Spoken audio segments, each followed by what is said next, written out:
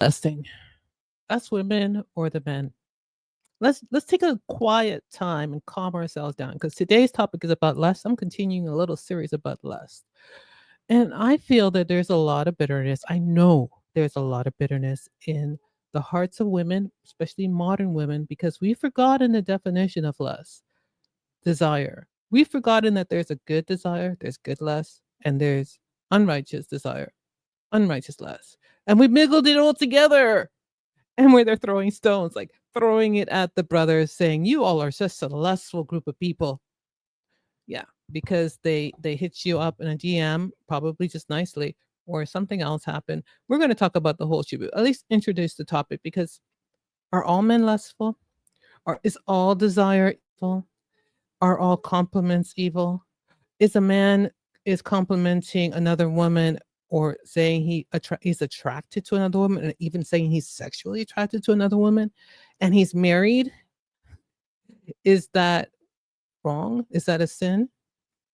If your husband does it to you, like he's always hitting you up for sex, is that a sin? Is he lustful?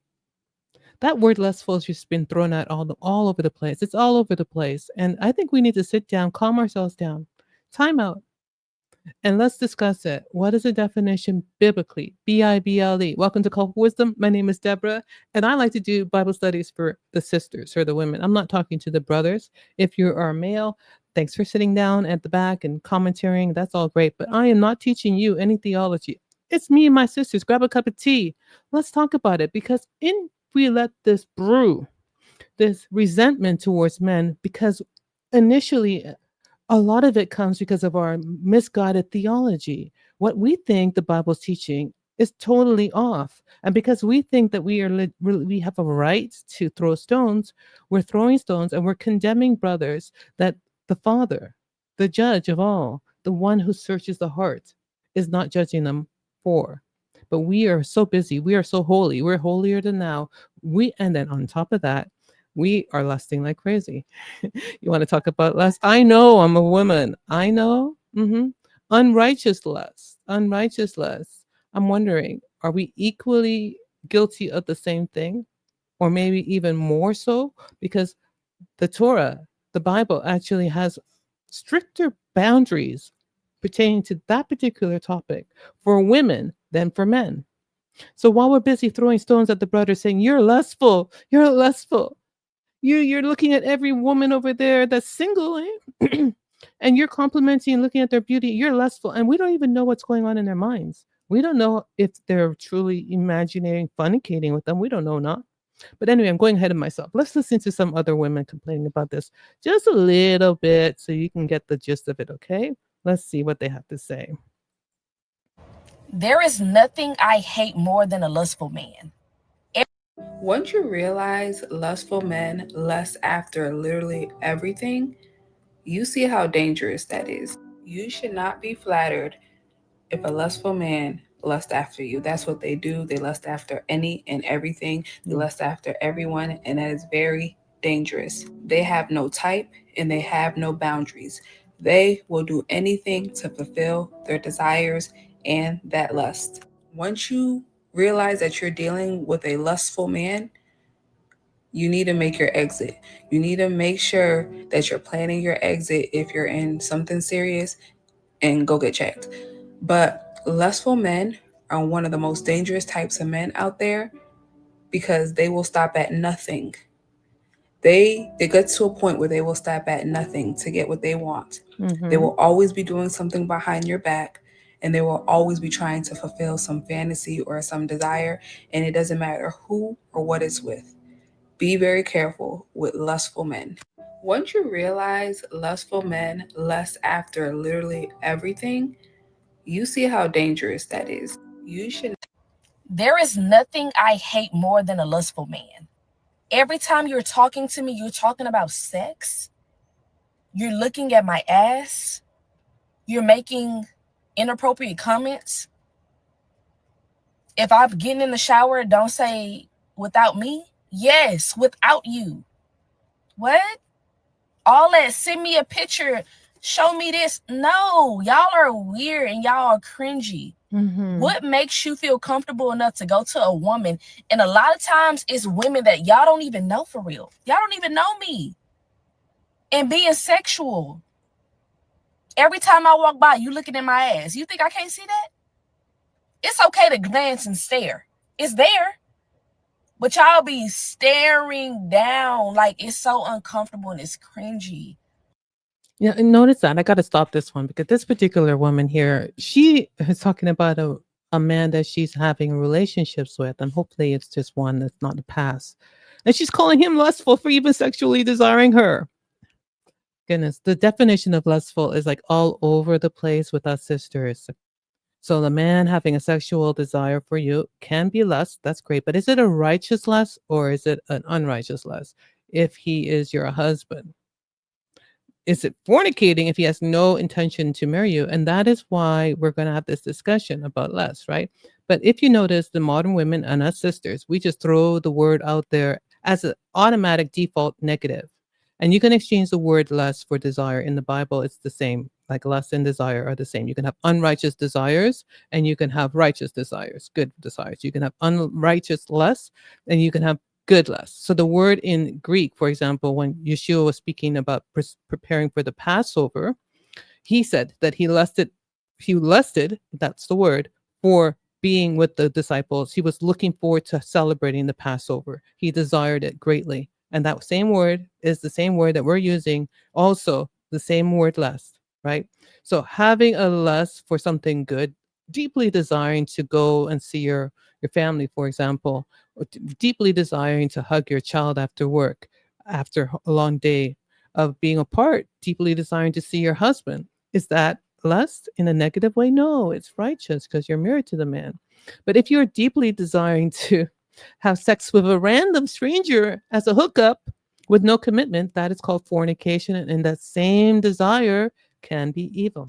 So, for example, in the garden, the desire that Eve had, she had a lot of trees available to her and she probably ate a lot of them out of desire for them. But the desire for the forbidden fruit over there, the tree of knowledge, she was not allowed to have. So that same desire for something that is forbidden is now a sin. Okay? I know you guys are smart. You're smart. You got the point. Let's stick to it. I'm going to give you some scriptures for it, but let's continue hearing this lady out.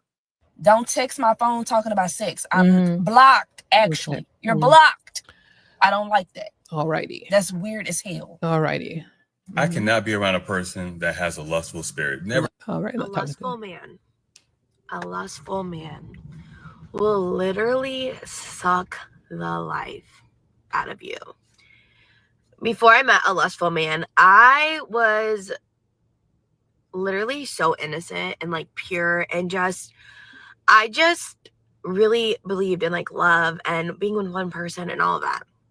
And then when I met a man that made me always feel like I was never going to be enough for him, like always looking for the next best thing, always talking to girls, following girls, liking girls' pictures, all of that, I literally became such a different person. Like I didn't even recognize myself anymore. Like I lost so much self-esteem, so much self-worth, because a lustful man is always going to make you feel like you're not enough.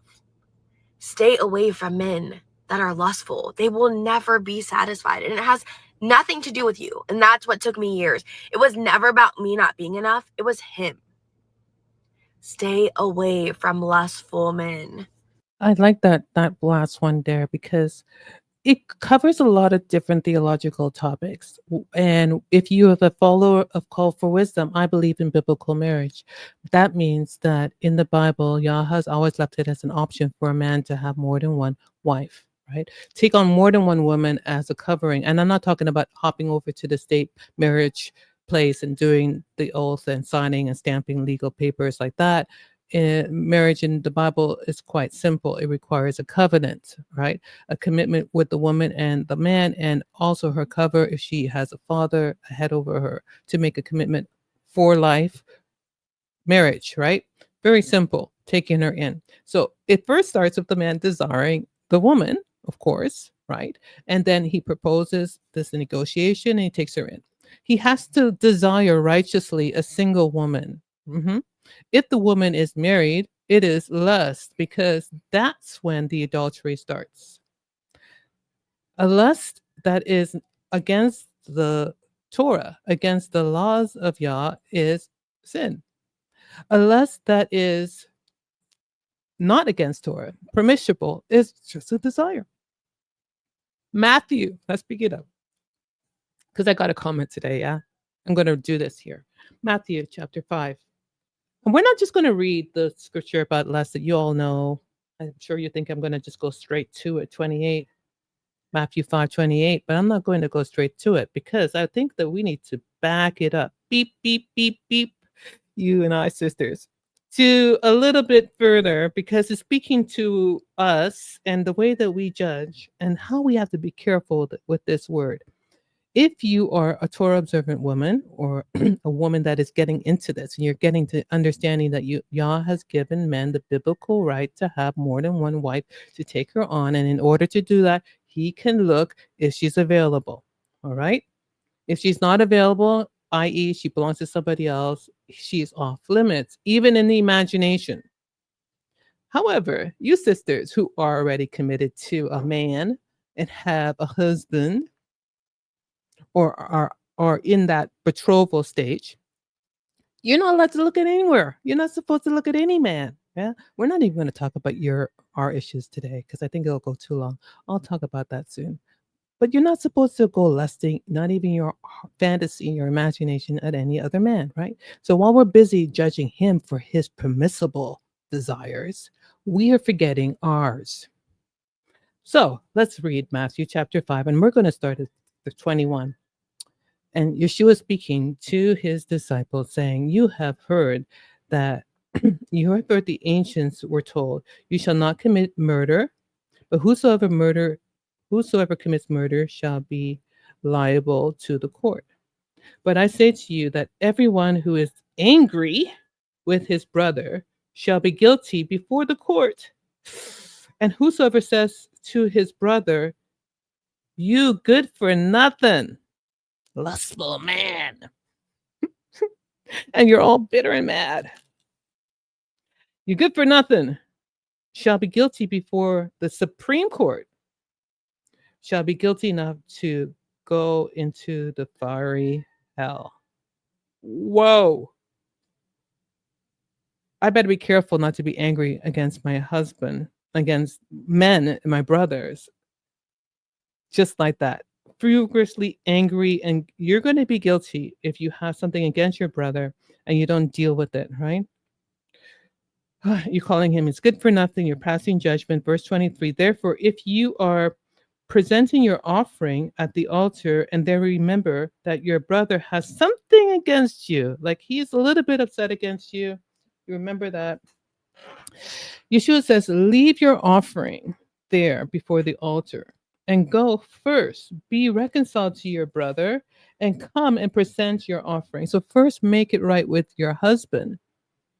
If you are passing judgment on him, and you are off, I'm giving you this insight, right? You have been doing this in the past, rigorously using that terminology of lust and desire and applying it in a negative way in all cases, even if he's desiring you and you're his. But you've got a bitterness from the past traumas and the past men and all that shibu. But you're going on this all wrong. And you're quick to judge a man for fornicating. Yes, maybe. But for adultery, if you got to know the terminologies. Adultery is when a woman belongs to another man.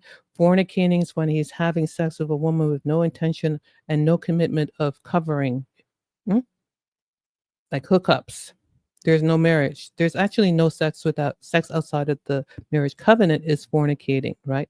Sex outside of the marriage covenant. But in order to even make a marriage covenant, he can desire a woman. And that is the point I'm trying to say. But let's read it on, right? So we're going to hear. Verse 24, Yeshua says, if you have an issue with your brother, work it out. Work it out.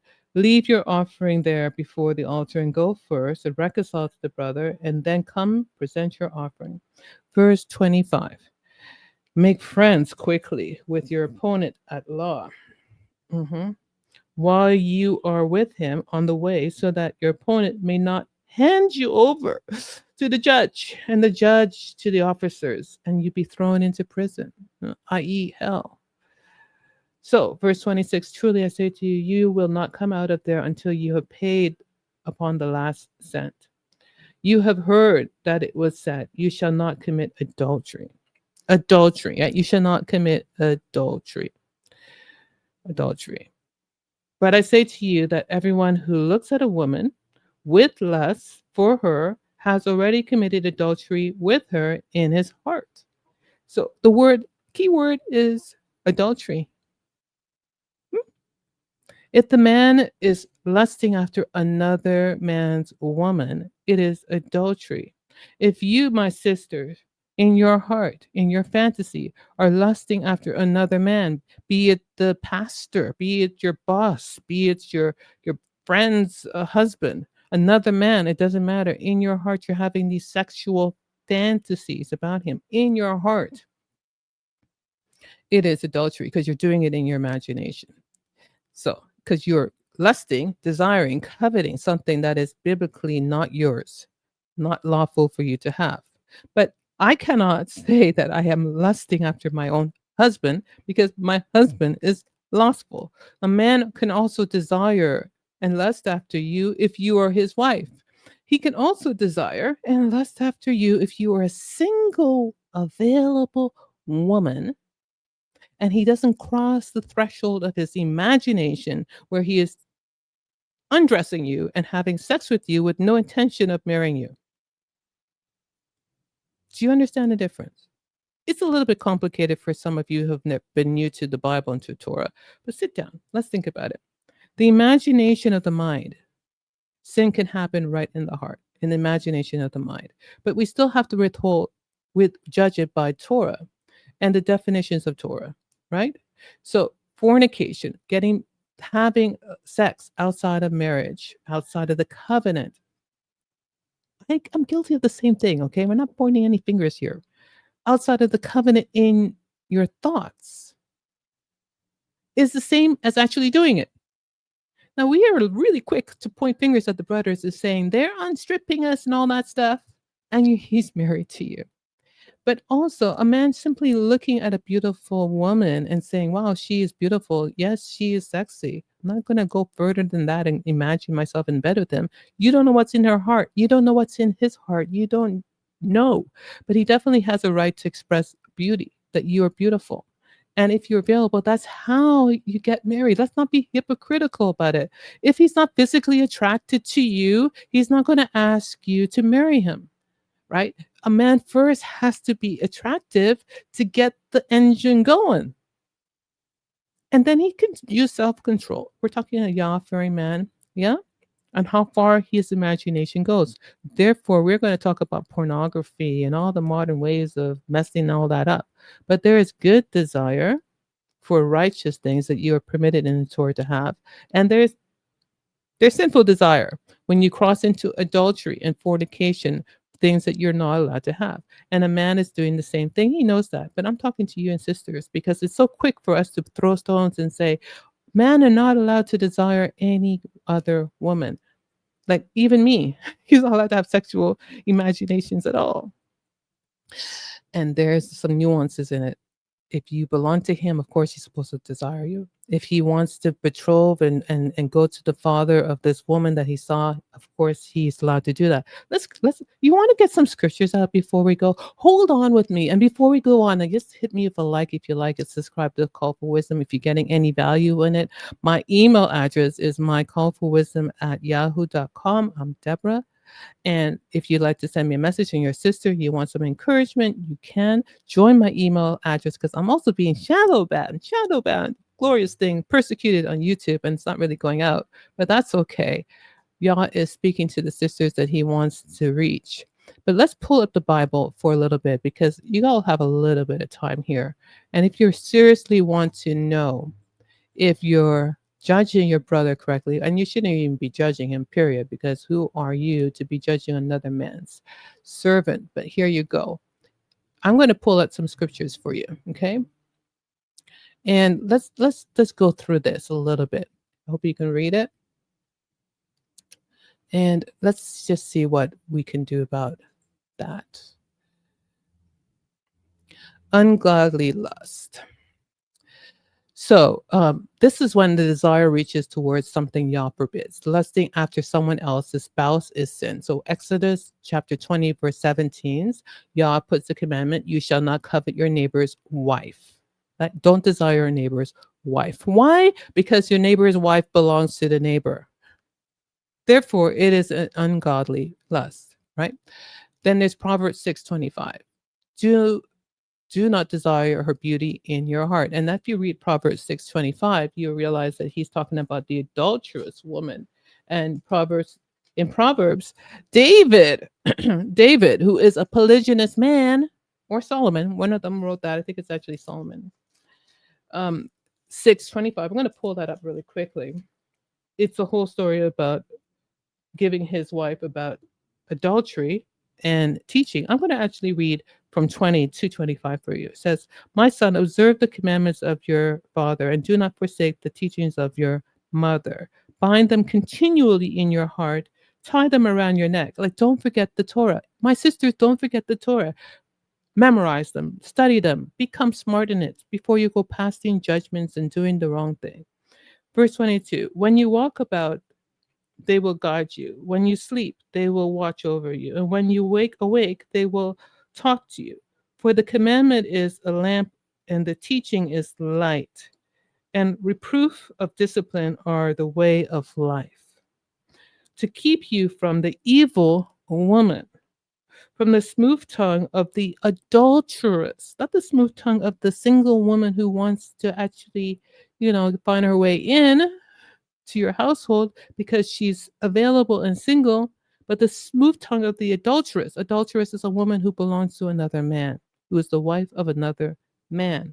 Verse 25, do not desire her beauty in your heart. This is the same thing Yeshua is saying. The exact same thing that Yeshua is saying. He's not teaching anything different. Desiring the beauty of adulterous woman in your heart is a sin. Verse 25, do not desire her beauty in your heart, nor let her captivate you with her eyelids, the fake eyelids. For on account of a harlot, one is redeemed to a loaf of bread, and an adulteress hunts for the precious life. And it continues. So again, a woman that is pursuing a man and a man is lusting after her, if she is married, she is an adulteress. She's considered a harlot if she's just a prostitute. And some of you single women are also doing that. We are like hopping on to all these men prostituting ourselves, right? And that is not with no intention of marriage, no covenant relationship. That is fornication. Nothing's new. The New Testament, the Old Testament, they're saying the same thing. So when we get to Matthew 25, verse 28, where Jesus defines adultery in the heart, we understand now that the adultery in the heart, the lusting, is after something that a man should not have, which is a married woman or a woman that is just going to have fun with him for fornication. And therefore the lusting after pornography and porn, I can't say that in YouTube, whatever, a woman without the covenant of marriage or the intention to do so is sin, right? But again, we go through all this, and my sisters, it's so easy for us to still pass judgment as if we know the desires of a man, as if we know the secrets of a man's heart. When he compliments you, when he sends you a greeting, when he tells another woman that she's beautiful and this woman is single, doesn't necessarily mean that he's stripping her naked in his mind. You do not know that. Neither is it up to you to judge that, because you cannot judge the thoughts of men. Only Yah can. Stick to your lane and judge your own thoughts, because while we're throwing stones at him, we got bolts in our eyes and we're missing the mark. We have our own lust. Coveting of a man's role is lust. The fact that a man can have more than one woman, a lot of sisters are jealous. That's lust. That's evil lust, a desire for a position and a role and authority that you're not been given. Talking about him being guilty while you are guilty because you're envious of the fact that he actually has options. You're stuck with him. He has options. So imagine sexual sin is Matthew 15:19 says, out of the heart comes adultery, fornication. So the imagination starts in the heart. You can imagine adultery and you can lust and have fornication, right? Yeshua makes it clear that that's a sin. Coveting what is not yours and is restricted. So Romans 7 verse 7, Paul identifies coveting desires as a sin on its own. Desires for sinful things is this lust, right? So if you're imagining fornicating or pursuing what's unlawful, it's a sin. Very clear. But there is such a thing as righteous desire, righteous lust. It's the exact same word in Greek and in Hebrew. Okay. I'm not going to say because I can't pronounce it very well, but you can go research it yourself, right? It's the exact same word, epithumeō or something like that. I wrote it down on the notes if you can zoom up, right? So Yeshua himself used the word in a positive way. In Luke 22:15, when he was desiring to have the Passover with his disciples, he says, I have earnestly desired, same word as lust, to have the Passover with them. And then Paul uses it positively too in 1 Timothy 3 verse 1. If a man desires the office of overseer, if a man lusts after it, desire lust, you see. And don't let the word lust trigger you like, ooh, lust is bad. Listen, it's a desire, the same thing. Office of overseer who wants to be a leader, it's a good thing. He desires a good work, Paul says, right? It's not a bad thing. So men desiring a single woman to want to marry her, or just considering her as an option, is not a bad thing. And how far he goes in his imagination about that is none of your business because you do not know. Hmm? If you do know, still work on yourself first.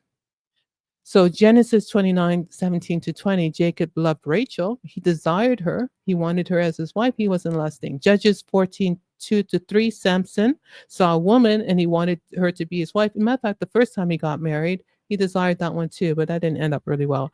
Then then there came along another woman, but he desired her and she was single, not lust. Deuteronomy 21:10, I like that one, from 10-14. And this one is when Yah's putting the instructions for men who see a beautiful woman after war, and they're part of the spoils of the war because they slaughtered all the men in the tribe or wherever they were having war with, and they collected all the spoils, and usually the spoils were virgin women, beautiful virgin women. And they wanted to take them home to be their wives. Well, Yah said, if you see a desire for her, you're allowed to do it. So the mere fact that a man is lusting and desiring for a beautiful woman is not sin on its own if she is available. And in this description in Deuteronomy 21:10-14, the women are available because they're not covered. They don't have any more husbands. And there's a whole procedure how he can take her to be his wife. So desire on its own is not the problem. It's the direction of which it's going to. A man being attracted to a single woman is not a sin. A man wanting a potential wife, sorting it out, it's not a sin. A man admiring a beautiful, lawful wife that he currently has is not a sin. Lust, just be careful how you start throwing these words out and search yourself, because we're going to talk about that later. But lust on its own is a neutral word, and it can be applied righteously or unrighteously, right? So Genesis 24:16, Rebecca is described as very beautiful. So a woman being described as very beautiful in the Bible is because men find them sexually attractive. Nothing wrong with that. Let's not be hypocritical. Noticing attractive form of a woman is not the problem. Genesis 12:11 says that Abraham acknowledges Sarah's beauty, and actually the kings acknowledged Sarah's beauty too. Sarah was a beautiful woman. So there's nothing wrong with that. But anyways, I want to encourage you to know the difference between attraction and righteous desire, which is lawful, and unrighteous desire, which is sin. And just don't throw it all together like a free for all, as if you don't have discernment in your heart. Don't be a foolish woman like that. Don't think that we can just go out and judge anything we want to, and like the secular women, and quickly throw stones. Let us calm ourselves down and realize that there are nuances in it. And let us not be so quick to judge the men in our lives just because they are sexually attracted to something, to someone, right? And another sister left a comment in my messages about my example of women being like ice cream. And she said, well, women should not be analyzed like ice cream. And in that analogy, I said, well, some men who are married have a vanilla ice cream. And I like to use it because I tease you all. Vanilla ice cream tastes good. I particularly like vanilla, okay? But when he's looking for another woman or he desires to have another flavor, it is a natural desire to do that. And I use the analogy of him desiring rum and raisin or chocolate, right? And he can take it and love both vanilla, rum and raisin, and chocolate at the same time if he covers them as a husband to both wives. And she commented and said, well, it's not fair to use that analogy because ice cream doesn't have emotions like women. And I know that underlying that comment is that fact that we women want the man to acknowledge the fact that if we don't like him choosing another woman, he has to stop. We think that our emotions trumped his rights. So just because I am jealous of the fact that you have options, and just because I'm lusting after the fact that the man has options, he should stop. Well, listen, my sisters, emotions or no emotions doesn't neglect, doesn't take away his biblical rights to have and desire righteously available woman, right? So if he wants another cup of vanilla ice cream, he can get another woman like you. It's okay. He's allowed to. If he wants rum and raisin, he can too. And you can pout and cry about it all you want. He won't change the fact that he's biblically allowed to. So therefore, let's deal with our emotions. Let's stand on the word. And this is the whole series about how we can grow up, mature as women, dealing with our emotions. But it takes first standing on the word and stop judging men and becoming bitter, angry, feminist women. Anyways, thanks for hanging out with me. If you came all the way to the end, you're a trooper.